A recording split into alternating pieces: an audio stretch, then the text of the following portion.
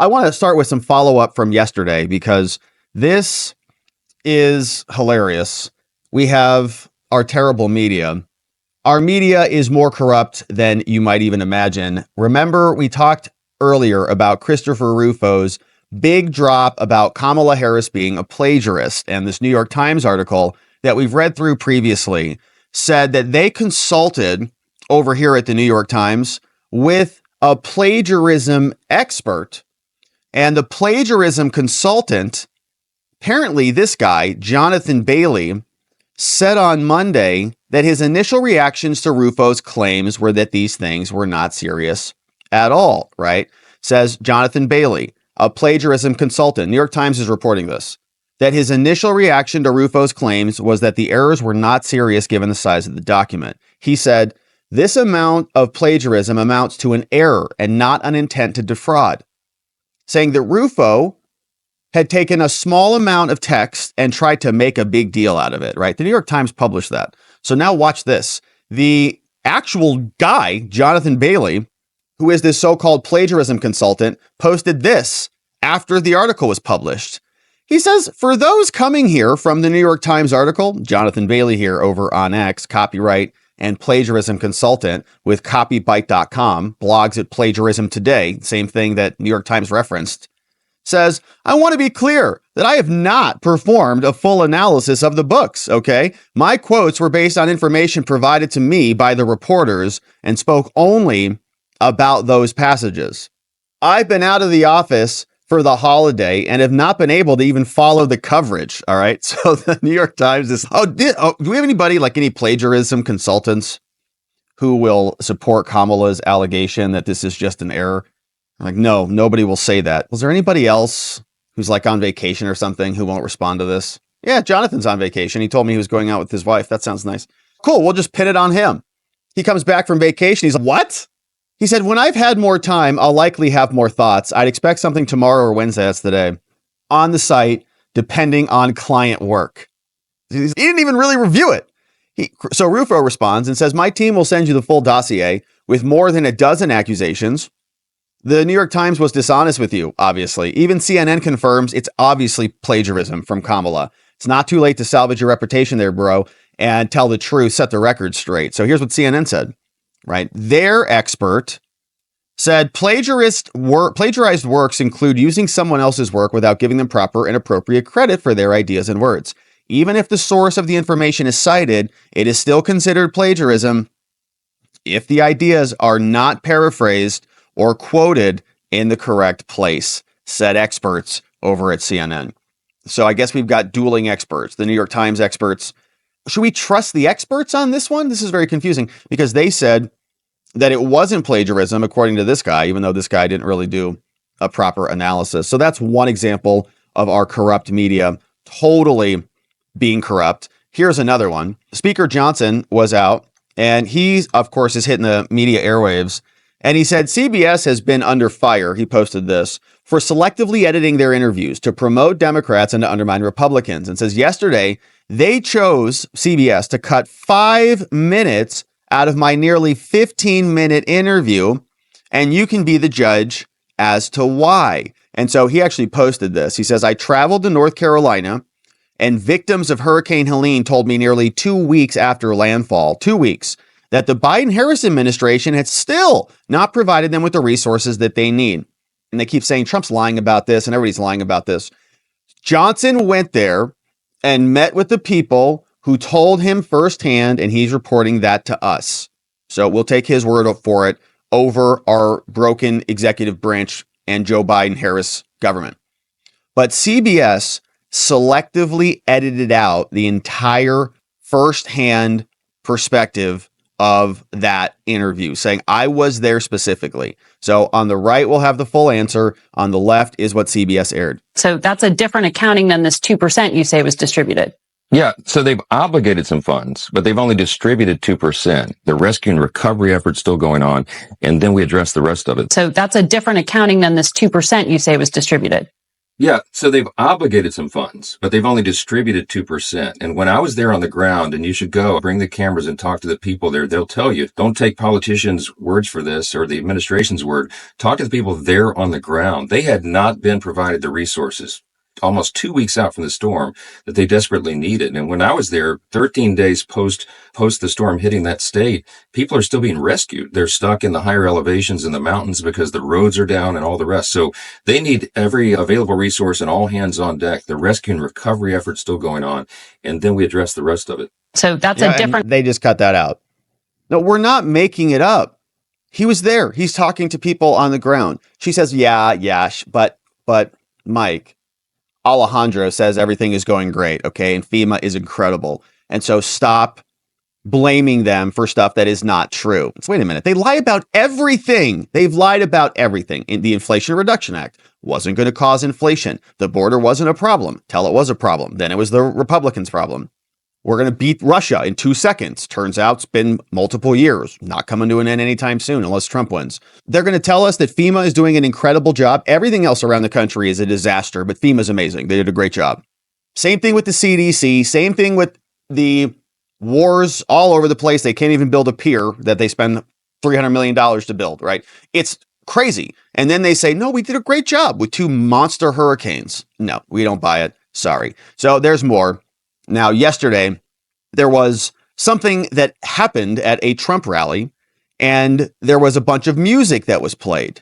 And what we saw in the aftermath of that is that Kamala and her campaign people were saying that Trump is losing his cognitive abilities, right? If you go over to her account, they say that Trump's rallies are so bad that he's got dementia or whatever. It's hilarious because their entire party is basically built off dementia because that's how they got Joe Biden elected. But for example, here's one of Kamala's wins. The Washington Post just wrote an article about Trump's declining cognitive abilities. The dam is breaking. Let's go. And they're saying that there was something strange that happened at a rally where he was playing music, right? And so they're spreading this around because all they do is just spread fake lies because that's their entire candidate.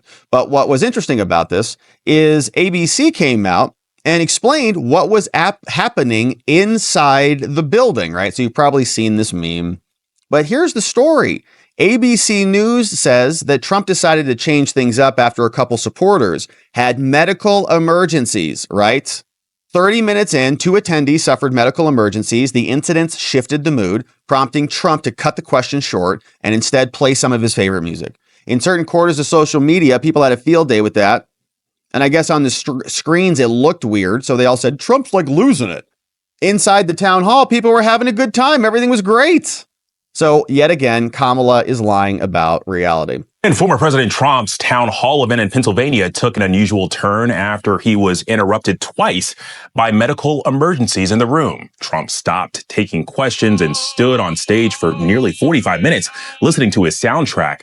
The crowd slowly dispersed, but many stayed for what became an impromptu indoor concert. ABC News senior national correspondent Terry Moran joins me now for more from Pennsylvania. Hey, Terry. Hey, Alex. So Donald Trump came here to the suburbs of Philadelphia, one of the critical battlegrounds in this battleground state, looking for votes. And it was scheduled to be this town hall event where he would be taking questions and listening to voters. And it turned into something else, as you say, when the candidate turned into a DJ. Donald Trump, in his 11th trip to must-win Pennsylvania, urged his supporters to turn out on Election Day. We win Pennsylvania, we win the whole thing. Yes. Let's In go. a town hall style event in the western suburbs of Philadelphia, the former president stuck to his top issues, attacking Vice President Harris over inflation and immigration. He pledged to shut the southern border, end Russia's war in Ukraine, lower prices at the grocery store, and bring down interest rates to 2%. Nice. While providing few details on how he'd accomplish all that. People don't think of grocery. Sounds like not such an important word when you talk about homes and everything else, right? But more people tell me about grocery bills, where the price of bacon, the price of lettuce, the price of tomatoes, they tell me. And we're going to do a lot of things. But then, 30 minutes in, 2 attendees suffered medical emergencies. A doctor, please. Doctor. The incidents shifted the mood, prompting Trump to cut the question short and instead play some of his favorite music. How about this? We'll play YMCA and we'll go home. Trump kept DJing, and most of his supporters stayed for another 30 minutes of his playlist. In certain quarters of social media, people had a field day with that, and I guess on the screens it might have looked quite strange. Inside that hall, however, people were having a good time. What Heck can yeah, I tell baby. you? It did not seem out of the ordinary. It seemed almost intimate, and at the end, Trump did something he very rarely does. He came down off the stage and mingled with his supporters. He was signing autographs and shaking hands and the like. Today, he's doing an interview with Bloomberg in Chicago, and then he's heading to another battleground state, Georgia, for a rally tonight. Sounds great. Sounds like an amazing evening. Trump was wowing the crowd in a different way, feeling the vibes and just letting it ride. Sounds like a man who's in the zone and a movement that's in the zone. And this guy was apparently there. Sounds like he had a great time too. He was like, YMCA. Oh yeah. ABC is YMCA. So he's doing the thing. He's down for it. Bunch of people had a good time.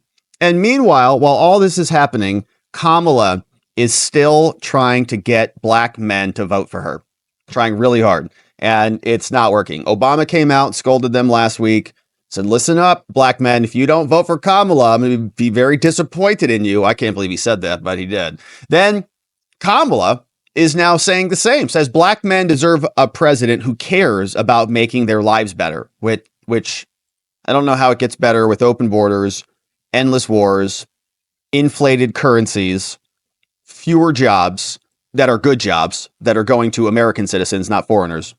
And the list goes on and on. So here's what she's promising black men now, hopefully, so that they'll vote for her. She says, Kamala Harris will create an opportunity agenda for black men. Says, one, going to provide 1 million loans that are forgivable up to $20,000 for black entrepreneurs and others to start a business. That's incredible. So she's bribing 1 million black men, 1 million black entrepreneurs with $20,000 to start a business in just months before an election, man. They are panicked.